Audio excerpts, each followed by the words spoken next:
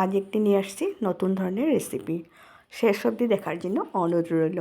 আসুন কীভাবে বানাই দেখুন। তার জন্য আমি অনলাইন থেকে শসা নিয়ে আসছি। আপনাদের যদি বাড়ি থেকে খেলেও হলো, আমাদের তো উপায় নেই, এই জন্য অনলাইন থেকে আনতে হয়। এই দেখুন, খুব ভালো মতো ধুয়ে তারপর আমি ছোটো ছোটো কাটবো না, ওই গ্রেড করে নিলাম। আপনার ইচ্ছে করলে কাটলেও হলো। আর এদিকে সাদা তিল আমি একটু ভেজে গুঁড়ো করে নিব। এদিকে জিরে এবং তেজপাতা ফোড়ন দিয়ে একটু পেঁয়াজ দিয়ে দিলাম। আর বলে রাখি, যদি একেবারে নিরামিষ আপনারা কেউ পেঁয়াজ টেজ কিছু না খান, তাহলে না দিলেও হলো। এই গ্রেট করে রাখা এই শসাটা আমি দিয়ে দিলাম। দিয়ে খুব সহজে একটি মানে অসাধারণ রেসিপি।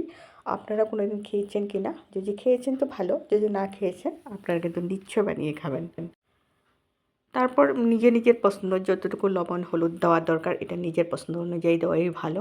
আর দিয়ে দিলাম জিরে গুঁড়ো। খুব মশলা দিয়ে মানে শসার যেটা গুণ নষ্ট না করা ভালো আমি মনে করি। আর দিয়ে দিলাম কাঁচা লঙ্কা আর গ্রেট করা আদা।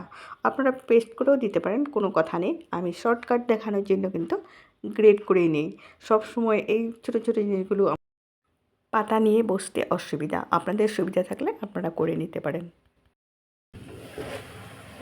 ঢাকনা তুলে দেখলাম যে আমার তো প্রায় হয়েই আসছে, খুব কম সময়ে, কারণ গ্রেট করা হলে তো ভাজারও খুব বেশি একটা দরকার নেই। আর দিয়ে দিলাম এখানে দুধ, জল ঠল দেবো না। আর প্রয়োজন খুব কম চিনি। আর এই হলো এই সাদা তিল যেটা, সেটা গুঁড়ো করে দিয়ে দিলাম। আপনার যদি সাদা তিলটা না থাকে কালো তিলটা দিলেও কথা নেই, আমার ছিল তার জন্য আমি দিয়ে দিলাম। আশা করি আজকের ভিডিওটি আপনাদের অনেক বেশি ভালো লাগবে। আপনারা বানিয়ে খাবেন, তারপর বলবেন যে হ্যাঁ, নিরামিষ একটি খুব সুস্বাদু খাবার। আপনাদের সুন্দর সুন্দর কমেন্ট আর লাইকে কিন্তু আমাকে নেক্সট একটি ভিডিও করার জন্য উৎসাহিত করে। ভালো থাকুন, সুস্থ থাকুন, আবার নিয়ে আসবো একটি নতুন ভিডিও। ধন্যবাদ।